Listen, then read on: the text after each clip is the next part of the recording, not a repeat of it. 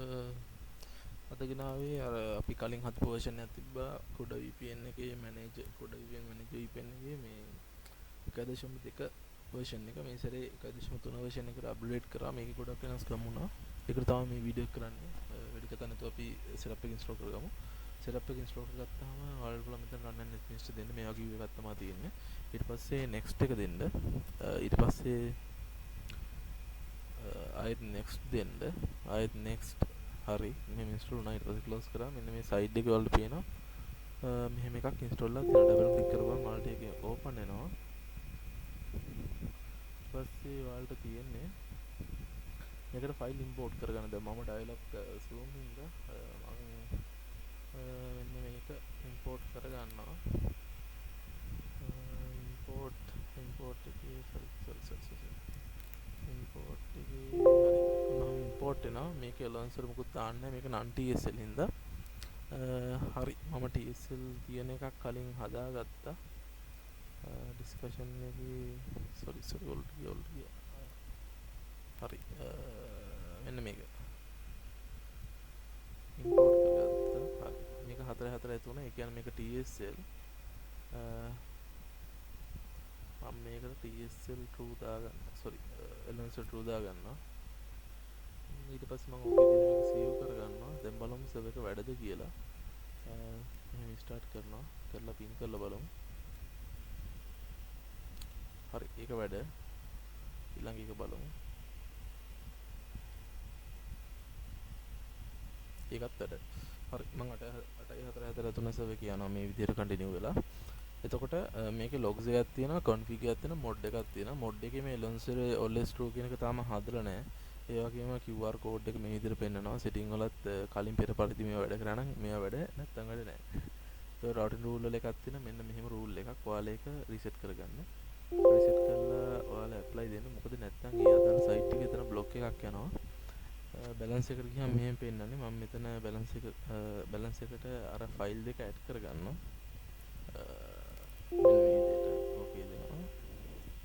source වලට ගිහලා අනිත් එක select කරලා balance එකට ඇවිල්ලා add දෙනවා. එතකොට දෙකම add වෙලා තින්නේ.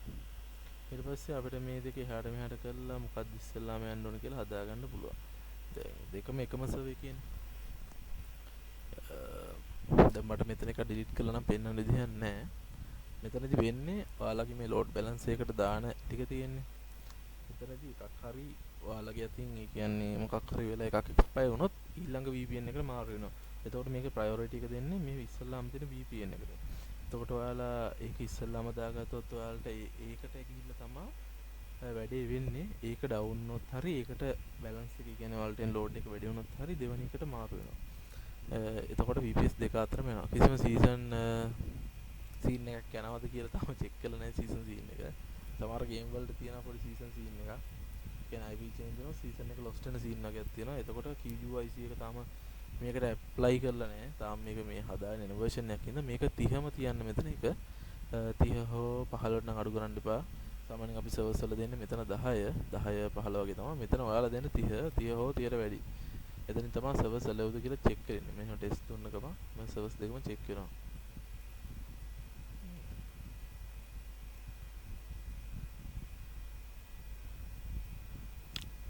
අද check කරන බලන්න නැහැ.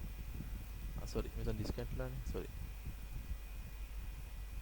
හරි දෙකම මේ reach වෙලා තියෙන්නේ. හරි. ඊට පස්සේ දැන් මෙතන මේක off කරලා තියෙන්නේ. ඊළඟට තියෙනවා location එක. location එක නම් මම පෙන්වන්න දෙන්නේ නැහැ. location එක ඔයාලා ඉන්න තැනයි. ඒ කියන්නේ time zone එකෙන් තමයි ඉන්න තැන ගන්න. ඊට පස්සේ අදාළ IP එක අනුව location එකක detect වෙනවා. ඒක තනිකර HTML එකක් තියෙන්නේ. අපේ device එකෙන් වෙනම ගන්නවා location එක වෙනම කතාවක් යන එතන. එතකොට මේක ඇවිල්ලා host view එක host check එක. එතකොට මෙතනදී host check කරගන්න පුළුවන් ඔයාලට. මේක නම් ගොඩක් වැදගත්. මේක නම් ඔයාලට සමහර වෙලාවට load වෙන host ගන්න මේවට මේක යොදා ගන්න පුළුවන්. එතකොට මේකත් හරි. wallet එක බලන්න හරි. ඊට පස්සේ ඔයාලට තියෙනවා මෙන්න මේ අලුත් features එක. subscription manager. ඔයාලට මෙතන subscription link එකක් දාගන්න පුළුවන්. මම මෙතන තියෙන link එක ගන්න. ඒක මම අරන් මෙතනට දානවා. මගේ මේ link එකේ කොටස් ටිකක් තියෙනවා මම manual add කරපු වගේ. රිමූව් කරනවා. ඊට පස්සේ මෙයාගේ ලින්ක් එකක් එන්න ඔයාලට කැමති නම් මෙතන නමක් දාගන්න බලන්න නමක් දාගන්න නිකම්ම දෙනවා. ඊට පස්සේ මෙන්න මේ විදිහට එනවා. එතකොට මෙතන තියෙන්නේ මම දැන් යූස් කරලා තියෙන ගාන මගේ ටෝටල් එක අප්ලෝඩ් එක මේ ටික. ඒතකොට මම දැනට හදලා තියෙන 10 GB. මම මේක රිෆ්‍රෙෂ් කරලා බලන්න. මේක දැන් නම් ගොඩක් වෙලා හදලා තියෙන නිසා රිෆ්‍රෙෂ් වෙන්නේ නැතුව ඇති. ඔව් එහෙම සීන් එකක් තමයි තියෙන්නේ. එතකොට මේ ඩීටේල්ස් ටික තමයි තව පැය 5යි මිනිත්තු 6ක් මේක තියෙනවා. එතකොට එක්ස්පයර් ඩේට් උත් හරි ඒ ටිකත් ඒ විදිහටම හරි ඇක්ටිව්. මෙතනින් පුළුවන් අපිට ඔටෝ රීපේස් වෙන්න දාන්න මේක. ඒ කියන්නේ තප්පර කීයකට විතර ඔටෝ රීපේස් වෙන. හැබැයි ඒක වෙන්නේ මෙන්න මේ ඉන්ටර්ෆේස් එකේ විදි විතරයි. වෙන ඉන්ටර්ෆේස් එකේ ඉද්දි ඔයාලට ඒක වෙන්නේ නැහැ. ඒ කියන්නේ ඔයාලා මේක ක්ලෝස් කරලා අපේ මේන් ඒ කියන්නේ මේන් view එකට ගියොත් ඒ කියන්නේ මෙන්න මේකට ගියොත් එහෙම මේ යට තියෙන එකට ගියොත් එහෙම ඒක ඔයාලට මේ සීන් එකක් තියෙනවා මේ ක්ලෝස් වෙලා යන හින්දා ඒ කොටස වැඩ කරන්නේ නැතුව යනවා. ඒකට ඔයාලට කැමති නම් මේක 1 by 1 රිෆ්‍රෙෂ් කරගන්න පුළුවන්.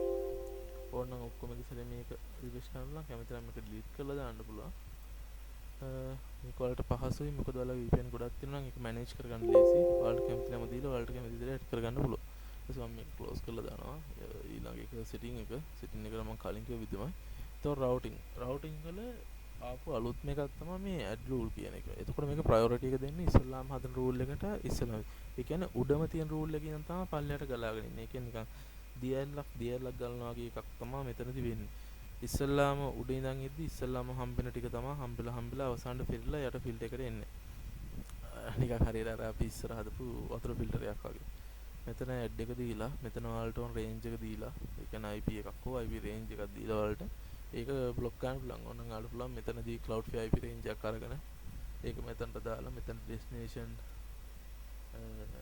ඔයාලා දාලා බලන්න. ඊට පස්සේ මෙතනට TCP UDP දෙක හරහා යන්න ඕන කියලා දැම්ම. ඊට පස්සේ පෝට් මොනවා රේන්ජ් තියෙනවා නම් ඒක හිස් තිබ්බත් අවුලන්නේ. එතකොට ඔක්කොම පෝට් ටික ලෝ වෙනවා. මෙතන ප්‍රොක්සිද ඩිරෙක්ට් සාමාන්‍ය ඩිරෙක්ට් වගේ තමයි දාන්නේ. මේ Cloudflare වලට අලෝ වෙලාවට තියෙනවා නම් ෆ්‍රී. එතකොට මේකෙදි වෙන්නේ ඔයාලගේ මේ VPN එක හරහා නෙමෙයි යන්නේ අදාළ සයිට් වල ඩිරෙක්ට් යන්නේ. එකෙන් ඔයාලට පුළුවන් VPN එක යන බණ්ඩිත් එක ඉතුරු කරගන්න. සාමාන්‍යයෙන් ඔයාලා බයි කරලා ගන්න කෙනෙක් වගේ නම් මම මේක පාවිච්චි කරන්නේ නැහැ. ප්‍රයොරිටි ඔයාලා කැමති විදිහට ඒක දාගන්න. සාමාන්‍ය 100 දැම්ම නම් ඒ දේ වෙලා. එතකොට මෙතන ඔයාලට දෙන්න පුළුවන් සාමාන්‍යයෙන් ඔයාලා IP රේන්ජ් එකක් දෙද්දි මේ වෙද්දි මට දෙන්න. ඊට පස්සේ ඊළඟ IP එක දෙන්න ඕනේ ස්පේස් එකක් තියෙන මෙන්න මේ list view එකට. මෙහෙම ඕව.